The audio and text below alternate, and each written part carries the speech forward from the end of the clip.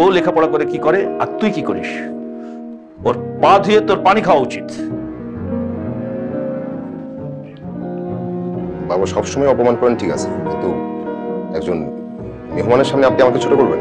যার যেটা প্রাপ্য সে তো সেটা পাবেই। তোকে এখানে দেখতে আমার একদম ইচ্ছে করছে না। তুই চলে যা। বাবা অ্যাটলিস্ট খেয়ে যা। না না, খাবার প্যাকেট করা আছে, প্যাকেট নিয়ে চলে যাক। ওই যে সপ্তাহ কি জানো, তার বাড়িতে বসে বসে খা। যা, খাবার নিয়ে যা। যা বলছি শোন, খাবার নিয়ে যা।